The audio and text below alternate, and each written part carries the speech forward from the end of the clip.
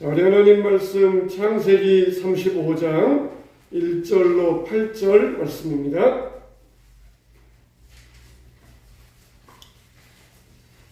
자, 창세기 35장 1절로 8절 말씀입니다. 네, 우리 찾으셨으면은 우리 한 목소리를 읽겠습니다. 자, 시작. 하나님이 야곱에게 이르시되 일어나 베델로 올라가서 거기 거주하며 내가 내 형 에서의 낯을 피하여 도망가던 때에 내게 나타났던 하나님께 거기서 제단을 쌓으라 하신지라. 야곱이 이에 자기 집안 사람과 자기와 함께한 모든 자에게 이르되 너희 중에 있는 이방 신상들을 버리고 자신을 정결하게 하고 너희들의 의복을 바꾸어 입으라. 우리가 일어나 베델로 올라가자. 내 환난 날에 내게 응답하시며 내가 가는 길에서 나와 함께 하신 하나님께 내가 거기서 제단을 쌓으려 하노라 하며 그들이 자기 손에 있는 모든 이방 신상들과 자기 귀에 있는 귀고리들을 야곱에게 주는지라. 야곱이 그것들을 세겜 근처 상수리나무 아래에 묻고 그들이 떠났으나 하나님이 그 사면 고울들로 크게 두려워하게 하셨으므로 야곱의 아들들을 추격하는 자가 없었더라. 야곱과 그와 함께한 모든 사람이 가나안 땅 루스 곧 베델에 이르고 그가 거기서 제단을 쌓고 그곳을 엘베델이라 불렀으니 이는 그의 형의 낯을 피할 때에 하나님이 거기서 그에게 나타나셨음이더라. 리브가의 이모 도로아라가 주매 그를 베델 아래에 있는 상수리나무 밑에 장사하고 그 나무 이름을 알론 바굿이라 불렀다. 아멘.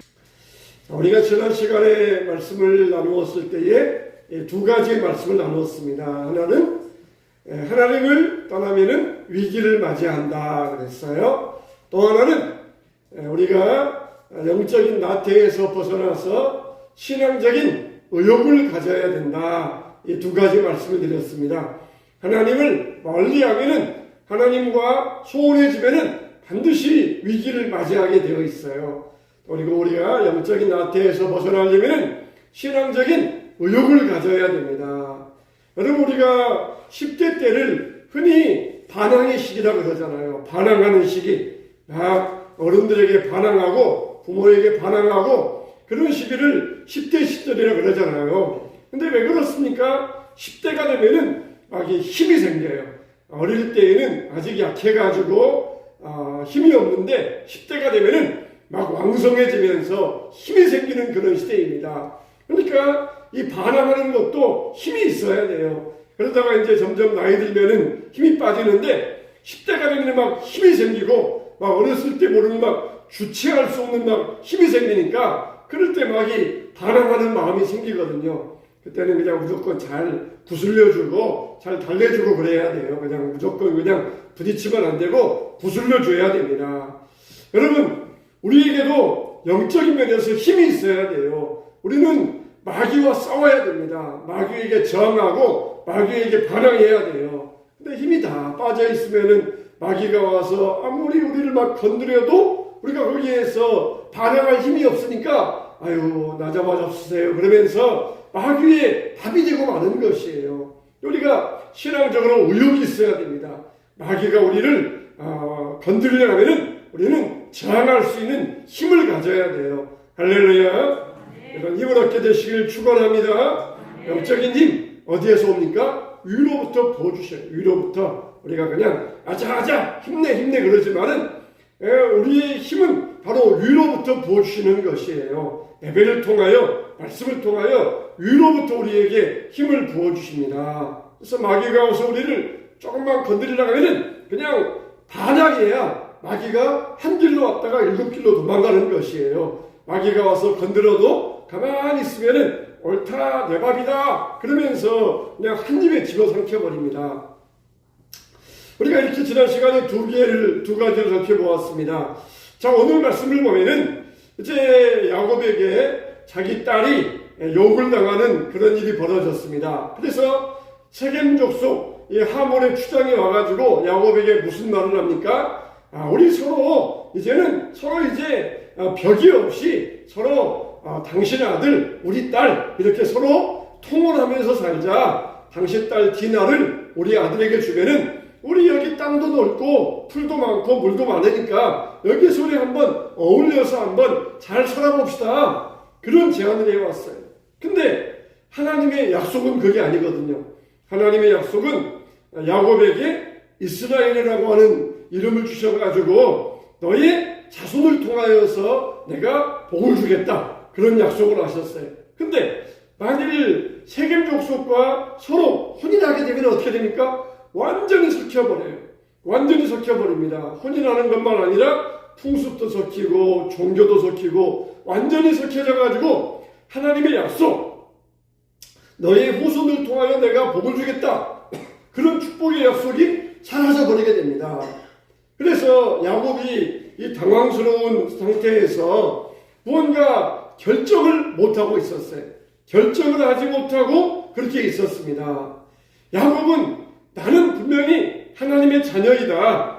그런 믿음의 의식을 가지고 그 순간에도 분명히 결정을 내리고 물리쳤어야 되는데 결정을 못했어요. 왜 그렇습니까? 힘이 약하니까. 상대방은 숫자가 많고 자기는 숫자가 적으니까 힘이 없으니까 결정을 내리지 못하고 있었어요. 그만큼 이제 세상 속에서 빠져 살면서 영적인 힘을 잃어버리고 살고 있었던 것입니다.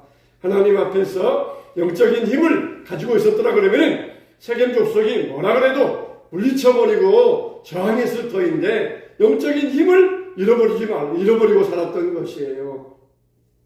여러분 우리가 영적인 힘을 얻으려면 내가 누구인가 자기의 정체성에 대한 분명한 인식이 있어야 됩니다. 내가 누구인가? 만일 대통령 아들이 학교에 갑니다. 대통령 아들이 학교에 가는데 대통령 아들을 괴롭히는 친구가 있다고 생각을 해보세요. 만일 대통령 아들이 학교에 가는데 그 대통령 아들을 건드리는 친구가 있어요. 얼마나 간이 큽니까? 막연히 이렇게 간이 커요. 우리가 하나님의 자녀인데 우리를 건드립니다. 그런 것처럼 대통령 아들을 건드리는 그런 친구가 있다고 한번 가정을 해보세요. 그러면은 어떻게 하겠습니까? 대통령이 아마 경호원을 통해서 보고를 받을 것이에요. 대통령님, 학교에 가면은 아드님 친구가 있는데 그 친구가 자꾸 아드님을 괴롭히는 것 같습니다. 그렇게 보고받으면은 대통령이 지시를 내릴 거예요. 그러면은 경호원이 알아서 적당하게 조치를 취해줘라. 그러면은 그렇게 지시를 내려가지고 아마 그 친구와의 사이에서 잘 조정을 해주든지 아니면 괴롭히지 못하게 어떤 조치를 내릴 것이에요. 이렇게 인간적인 면에 있어서는 대통령이 자기 아들을 미리 알아서 보호해주고 조치를 취해줘요. 근데 영적인 원리는 그렇지 않습니다. 우리는 하나님의 자녀잖아요. 그래서 마귀가 와서 간도 크게 하나님의 자녀를 건드릴 때에 하나님께서는 어떻게 하십니까? 미리 천사들을 보내셔가지고 우리 아들, 우리 딸 건드리지 못하게 마귀 좀 혼 좀 내줘라. 하나님은 그렇게 안 하셔요. 어떻게 하십니까? 성경에 너무너무 많이 나와 있잖아요. 너는 내게 부르짖으라. 내가 너를 응답하겠고 내가 너를 구해주리라. 구하라. 찾으라. 오늘 두드리라. 이게 바로 영적인 원리입니다. 하나님은 마귀가 와서 우리를 건드릴 때 보고 계셔요. 보고 계시다가 어떻게 도와주십니까? 우리가 부르짖으면서 하나님 앞에 나아가서 간구하며 애원할 때에 하나님은 그때 천사를 보내주시고 그때 우리를 도와주십니다. 인간적인 방법에서는, 인간적인 세상에서는 대통령이 알아서 자기 아들을 괴롭힌다. 경호원에게 보고받았으면 미리 조치할 터인데 영적인 세계에서는 하나님은 보고 계십니다. 하나님 어떨 때는 가만히 보고 계시면서 우리가 그렇게 힘들어도 구경만 하고 계시는 것은 무심하신 분처럼 여겨져요. 근데 하나님은 우리에게 그렇게 성경에 많이 말씀하시는 것처럼 부르짖어라. 내게 구해라. 나를 찾으라. 나에게 나와라. 그러면 내가 너희를 도와주겠다. 이게 바로 영적인 원리예요. 그래서 야곱도 정말 에서를 만났을 때 이런 영적인 원리를 가지고 에서를 이기고 그 위기에서 벗어날 수 있었어요. 이제 야곱이 그동안 편안하게 살아가면서 영적인 힘을 잃어버렸을 때에 세겜 족속이 와서 자기와 통혼하자. 그럴 때에 영적인 힘을 잃어버리니까 분명한 결단을 못 내고 있는 것이에요. 결단을 딱 내리면서 나는 하나님의 자녀이고 하나님의 복받을 사람이다. 나는 그럴 수 없다. 딱 잘라야 되는데 힘이 없으니까 안절부절 그냥 우유부단하게 이러지도 못하고 저러지도 못하고 있다가 그러다가 자기 아들들을 살인자로 만드는 그런 비극이 일어나게 되었던 것이에요. 우리는 누구입니까? 내 자신에 대한 분명한 신분의 정체성을 가져야 돼요. 나는 하나님의 아들이다. 대통령 아들이다. 그렇게 하는 것처럼 나는 하나님의 아들이다. 하나님 자녀다. 분명한 정체성을 가져야 돼요. 이게 희미해져 버리면은 하나님 앞에 와서 부르짖어라 그랬는데도 부르짖지를 못하고 자기 정체성을 잃어버리면은 마귀에게 그냥 마음껏 마귀의 놀이개가 되고 마는 것이에요. 우리의 정체성, 나는 누구인가? 나는 하나님의 자녀다. 하나님이 정말 나를 두고 보기에도 아까워하시는 분이다. 내가 너로 인하여 기쁨을 느끼지 못하며 나는 그런 하나님의 신부다. 이런 자기의 정체성을 분명히 가지고 하나님 앞에 갈 때 하나님께서 우리를 도와주신다는 것이에요. 대통령 아들이 맨날 괴롭힘 받으면서도 아버지에게 도움도 못 구하고 있다 그러면은 대통령 아들로서 얼마나 참 부끄러운 일입니까? 하물며 하나님의 자녀인데 우리 정체성을 모르니까 자기가 누구인지 의식하지 못하니까 항상 마귀에게 괴롭힘 당하고 있으면서 그러면서 항상 마귀의 밥이 되어가지고 살아가는 그런 사람들이 얼마나 많이 있습니까? 얼마나 많이 있습니까? 우리는 그런 사람이 되어서는 안 돼요. 이렇게 야곱은 이제 세겜과 통혼을 하게 되는 그런 위험한 상황 가운데서 분명한 자기 신분 의식을 깨달아야만 했던 것입니다. 나는 하나님의 자녀다. 하나님이 나에게 분명한 축복을 약속하셨다. 이것은 할 수 없는 일이다. 그랬어야 되는데 야곱은 분명한 의식을 갖지 못하고 그냥 미지근하게 잊고 말았던 것이에요. 자, 그래서 하나님은 이런 야곱을 일깨워주기 위하여서 디나 사건을 일으키게 하셨던 것입니다. 그래서 육신적인 위기 앞에서 자기의 영적인 모습을 보게 하셨던 것이에요. 디나라고 하는 정말 외동딸, 아들은 12이나 있는데 딸은 디나 하나, 외동딸 하나밖에 없어요. 얼마나 사랑스러운 딸이겠습니까? 그 외동딸이 위기를 당하고 위험에 처했을 때에 비로소 자기의 영적인 부끄러운 모습을 볼 수 있었던 것입니다. 우리가 신앙적으로 왜 미지근해집니까? 그것은 세상과 친해지기 때문에 그래요. 세상과 친해지면은 반드시 신앙적으로는 미지근해지게 되어 있습니다. 그래서 우리는 이런 야곱의 상태를 하나님은 일깨워 주시기 위하여서 야곱의 가정에 위기를 내려주셨고 그리고 자기의 영적인 모습을 보게 하셨던 것입니다. 이런 측면에서 이 디나 사건은 하나님의 징계라고 말할 수가 있어요. 정말 우리에게 어떤 심각한 위기가 왔을 때에 우리는 믿는 사람들은 이건 바로 영적인데 그 근본적인 문제가 있다는 것을 깨달을 수 있어야 됩니다. 우리의 육신과 영혼은 하나에 연결되어져 있습니다. 우리 영혼에서 문제가 나와요.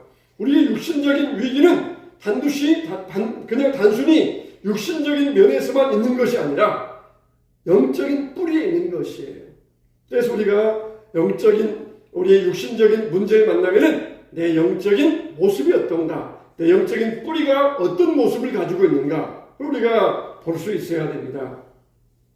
첫째로 우리가 오늘 이 말씀에서 알아볼 수 있는 것은 뭐냐?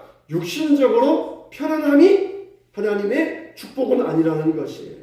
육신적인 편안함이 하나님의 축복은 아니다 그랬어요. 야곱은 어땠습니까? 라반의 집에서 라헬을 얻기 위하여서 14년을 머슴살이 했습니다. 그리고 거기다가 6년을 더 머슴살이 했어요. 무려 20년 동안을 머슴살이 했어요. 그러면은 야곱이 자기를 고용한 그 고용주인 라반이 착한 사람이었습니까? 머슴살이 하는데 그 중에도 아주 마음씨 좋은 주인이 있잖아요. 마음씨 좋은 주인이 세경도 안 떼먹고 꼬박꼬박 주고 일도 편하게 시키고 그런 마음씨 좋은 주인을 만나면은 머슴살이에도 얼마나 기분이 좋습니까? 근데 머슴살이 하는데 아주 고약한 주인을 만나요. 고용주를 만나요. 그러면 얼마나 고달프겠어요. 야곱이 그랬어요. 야곱이 무려 20년 동안을 그냥 고달픈 고용주 만나가지고 아주 20년 동안을 고생을 많이 했어요. 그러다가 드디어 독립해와가지고 세겜에 와서 거하는데 와, 이렇게 좋을 수 있냐? 너무너무 좋은 것이에요. 20년 동안 그냥 비바람 맞아가면서 양치면서 양 한 마리 잃어버릴까봐 천정긍긍하고 항상 노심초사하고 신경 쓰고 살았는데 드디어 세겜에 와서 보니까 누구 하나 자기를 간섭하는 사람이 없어요. 자기 밑에 종들이 다 말 잘 들어주죠. 물도 많고 풀도 많고 이웃과도 문제없죠. 얼마나 편안한지 몰라요. 야, 정말 이렇게 살아도 이렇게 살아야 되는데 너무너무 편하다. 그렇게 육신의 안일함에 무려 10년을 빠져 살고 있었던 것이. 그러면서 점점 자기의 상태, 영적인 상태가 나태해져 가고 있다는 것을 야곱은 미처 깨닫지 못하고 있었어요. 여러분, 우리 육신의 상태 편안하다. 야, 하나님 나에게 축복해 주셔가지고 그렇게 고생했는데 고생 끝에 낙이 왔구나. 하나님이 나에게 복을 주셨구나. 그건 아니라는 것이에요. 그럴 수는 없다는 것이에요.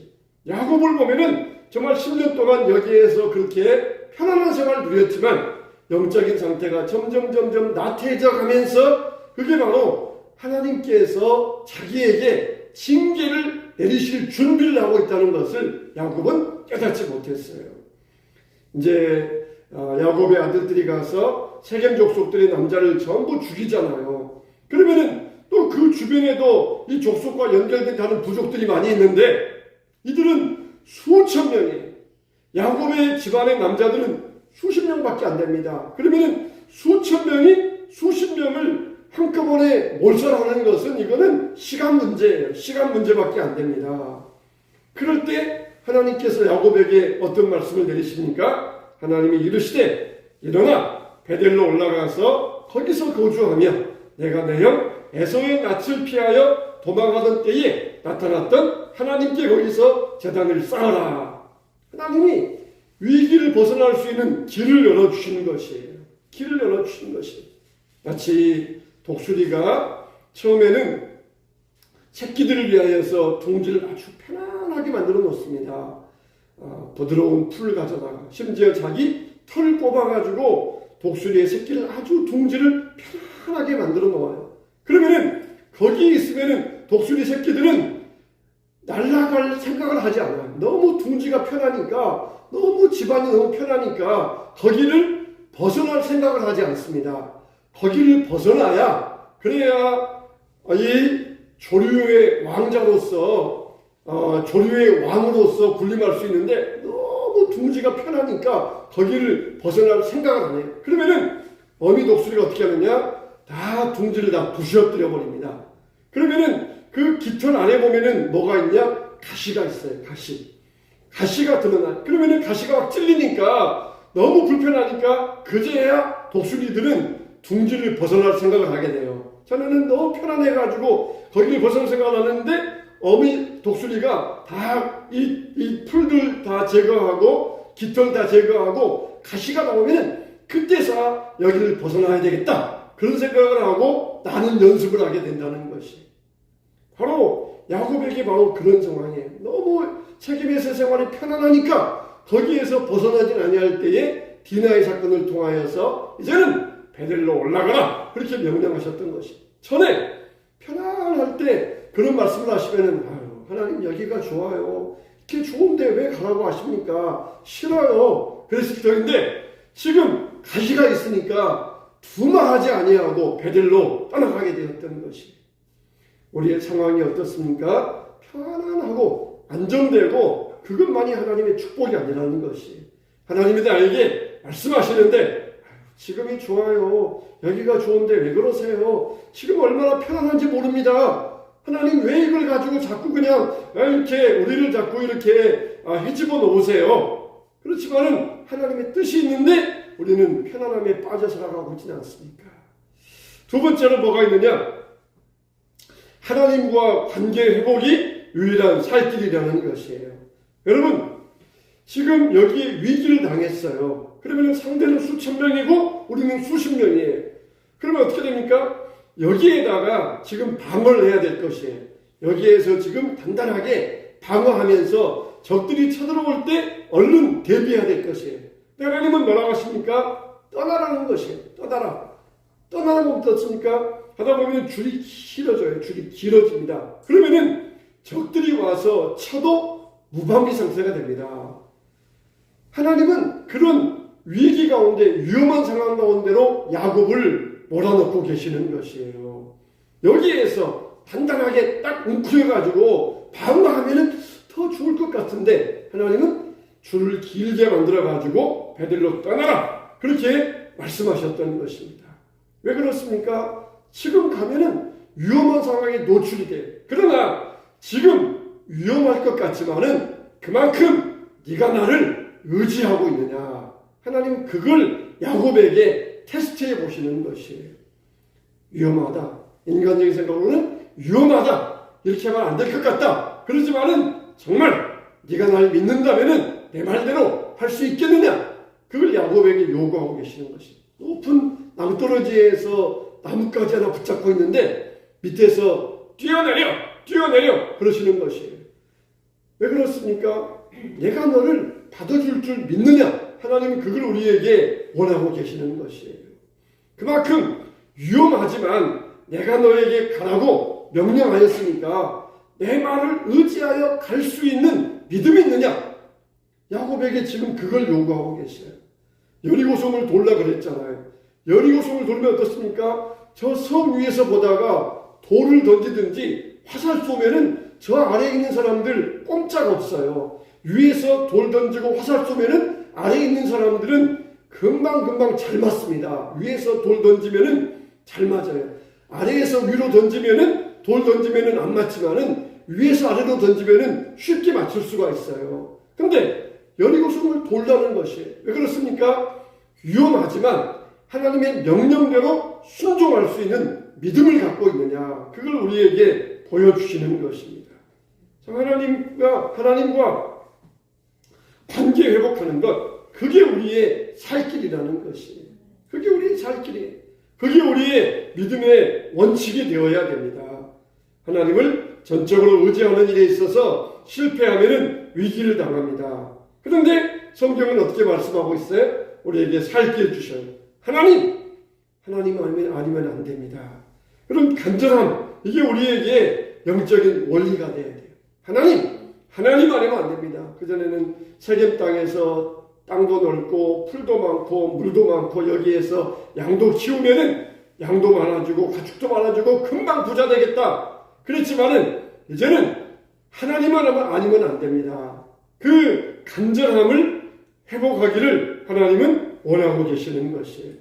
그래서 하나님께서 열어주신 살 길은 무엇입니까? 하나님 아니면 안 됩니다. 바로 그 믿음의 회복을 갖게 하셨던 것입니다. 정말 내가 베들로 가라. 그러면은 나머지는 내가 다 해주겠다. 그걸 우리에게 하나님은 원하고 계시는 것이. 여기서 딱 웅크려가지고 방어하면은 더 안전할 것 같은데 가라.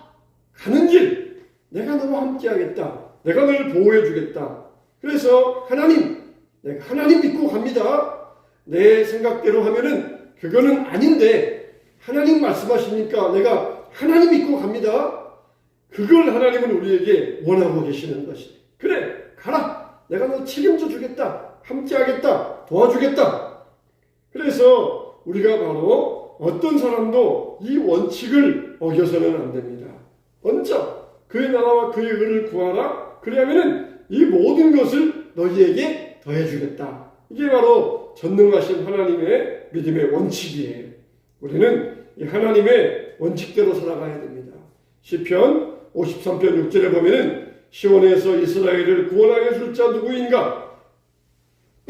하나님이 자기 백성의 포로된 것을 돌이키실 때에 야곱이 즐거워하며 이스라엘이 기뻐하리로다 그랬어요. 시편에서 하나님께서 자기 포로된 것을 돌이키실 때 야곱이 즐거워하며 이스라엘이 기뻐하리로다. 라반에게 쫓겨갈 때에도 에서를 상봉할 때에도 그리고 이제 세겜성 사람들을 두려워하면서 도망할 때에도 역시 마찬가지예요. 가라. 하나님께서 가라 하신 그 말씀의 원칙 따라서 세상의 원리와 세상의 방법이 아니라 내가 이제 하나님의 방법대로 가겠습니다. 그럴 때 하나님께서 어린아이와 같은 그 믿음의 순수함을 보시고 지켜주시고 살려주시겠다는 것이에요. 우리는 어떤 믿음의 원칙이 있습니까? 내가 살 길은 누구에게 가서 돈 창하는 길이다. 내가 살 길은 돈 모으는 길이다. 그게 아니에요. 요즘은 살기 위해서 어떻게든 악착같이 돈을 모으려 악착같이 쥐고 있으면서 악착같이 이걸 놓지 않으려고 합니다. 그러나 우리의 살 길은 어디 있습니까? 하나님 아니면 안 됩니다. 하나님이 나의 살 길이십니다. 이게 우리의 철저한 믿음의 원칙이 되시길 바랍니다. 다른 것은 다 필요 없어요. 하나님 아니면 안 됩니다. 하나님만이 나의 구원이시고 하나님만이 나의 생명이시고 하나님만이 나의 살 길입니다. 이게 우리 철저한 신앙의 원칙이 되어야 됩니다. 그때 우리는 살 수 있어요. 다른 거 붙잡으면은 일시적으로는 사는 것처럼 보이지만은 다 그것은 썩은 줄이에요. 일시적으로는 붙들린 것 같지만은 조금 지나면은 다 끊어지고 맙니다. 그러나 하나님은 든든한 우리의 생명줄이 되어 주십니다. 영원히 끊어지지 아니하고 영원히 훼손되지 아니하고 영원히 떨어지지 아니하는 든든한 생명줄이 되어 주십니다. 항상 믿음으로 하나님 아니면 안 됩니다. 하나님이 나의 전부이십니다. 하나님만이 나의 살 길이십니다. 그러면서 하나님을 붙들 때에 하나님 앞에 나와서 하나님의 믿음의 원칙대로 하나님과 관계를 회복할 때에 우리가 믿음의 길, 생명의 길, 삶의 길로 걸어가게 될 줄로 믿습니다. 이런 믿음을 갖고 하나님은 아니면 안 됩니다. 이렇게 영적으로 사는 여러분 되시기를 주님의 이름으로 축원합니다. 축원합니다.